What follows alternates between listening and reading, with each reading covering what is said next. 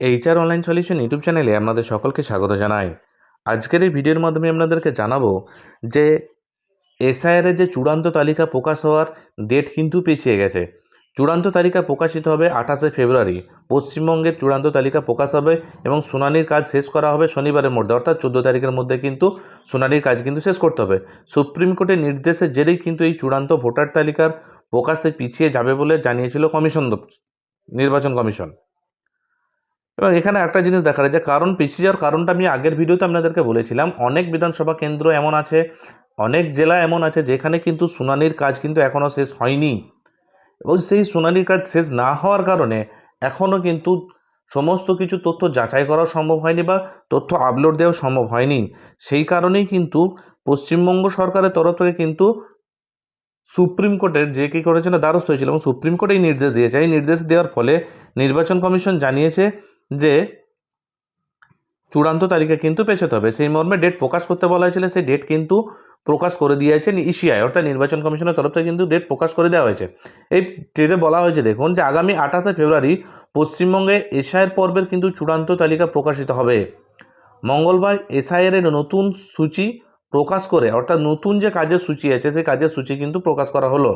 কাজের সূচি কী ছিল না, মানে পুরনো কাজের সূচি কী ছিল না, 7ই ফেব্রুয়ারির মধ্যে কিন্তু শুনানি শেষ করতে এবং 14ই ফেব্রুয়ারি কিন্তু এখানে ফাইনাল লিস্ট কিন্তু প্রকাশিত হওয়ার কথা ছিল। এটা ছিল পুরনো সূচি। সেই পুরনো সূচিকে সামনে রেখে যেহেতু এখনও কাজ অনেক বাকি আছে, তাই রাজ্যের মুখ্য নির্বাচন আধিকারিক মনোজ আগরওয়াল দিল্লি নির্বাচন এর সদনে গিয়ে বৈঠক করার পর এই নির্দেশিকা কিন্তু প্রকাশিত করে। ঠিক আছে, এবার সোমবার সুপ্রিম কোর্টের নির্দেশে পশ্চিমবঙ্গের এসআইআরের সময়সীমা বেড়েছে। অর্থাৎ পশ্চিমবঙ্গের সরকার কিন্তু, আমি আগে বললাম যে পশ্চিমবঙ্গ সরকার কিন্তু গিয়েছিল সুপ্রিম কোর্টে এবং সুপ্রিম কোর্টে সেখানে গিয়ে কিন্তু দ্বারস্থ হয় সময়টাকে বাড়ানোর জন্য। এবং সেখানে বলা হয়েছে যে সোমবার সুপ্রিম কোর্টের নির্দেশেই ইসিআইকে সুপ্রিম কোর্ট নির্দেশ দিয়েছিল যাতে এসআইআরের সময়সীমা বাড়ানো হয় এবং স্কুটনির অর্থাৎ শুনানির জন্য কিন্তু আরও 7 দিন সময়সীমা বাড়ানো হয়েছে। সেই সঙ্গে জানানো হয়েছে ইআরওরা এই বিষয়ে চূড়ান্ত সিদ্ধান্ত নেবেন, অর্থাৎ কে ডিভোটার হবে কে হবে না সে মধ্যে চূড়ান্ত সিদ্ধান্ত নেবে ইআরওরা। সুপ্রিম কোর্ট ওই নির্দেশের জেরে চূড়ান্ত ভোটার তালিকা প্রকাশ পিছিয়ে যাবে বলে কমিশনের তরফ থেকে এমনটাই জানানো হয়েছে সোমবারে। এইবার সেই সংক্রান্ত বিজ্ঞপ্তি কিন্তু প্রকাশিত করা হয়েছে। এর আগে শুনানির সময়সীমা বৃদ্ধি চেয়ে আগেই কমিশনকে চিঠি পাঠিয়েছিলেন রাজ্যের মুখ্য নির্বাচন আধিকারিক মনোজ আগরওয়াল,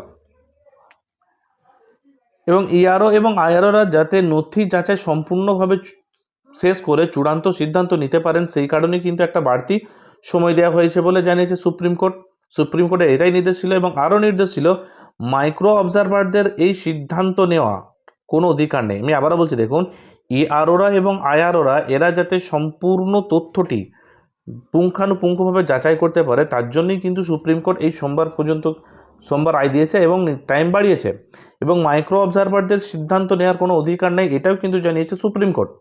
কমিশন সূত্রে খবর, ইসিআই সূত্রে খবর যে স্কুটনির জন্য কিন্তু 7 দিন বাড়তি সময় দেওয়া হলে শুনানির পর্ব শেষ করতে হবে কিন্তু 14ই ফেব্রুয়ারি। 14ই ফেব্রুয়ারি পরে আরও 7 দিন সময় থাকবে ইআরও এবং এআরওদের কাছে, তাতে করে তারা সমস্ত তথ্য কিন্তু আপলোড করে শেষ করতে পারে।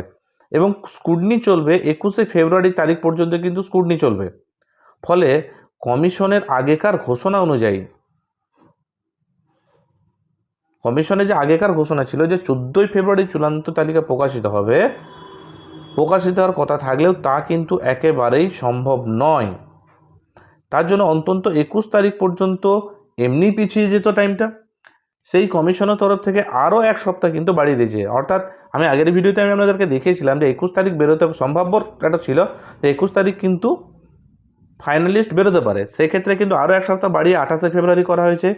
এর আগে পূর্বসূচিতে কমিশনের ঘোষণা অনুযায়ী শনিবার ছিল 7ই ফেব্রুয়ারি ছিল এসআইআর শুনানির শেষ দিন এবং আগামী 14ই ফেব্রুয়ারি কিন্তু চূড়ান্ত তালিকা প্রকাশিত হওয়ার কথা ছিল।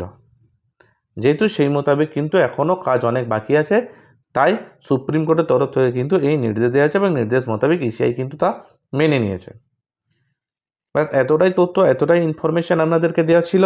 আমার এই ভিডিওটি যদি ভালো লেগে থাকে অবশ্যই আমার ভিডিওতে একটি লাইক দেবেন এবং চ্যানেলে নতুন হয়ে থাকলে আমার চ্যানেলটিকে অবশ্যই সাবস্ক্রাইব করে দেবেন। ধন্যবাদ সম্পূর্ণ ভিডিওটি দেখার জন্য। ভালো থাকবেন, সুস্থ থাকবেন।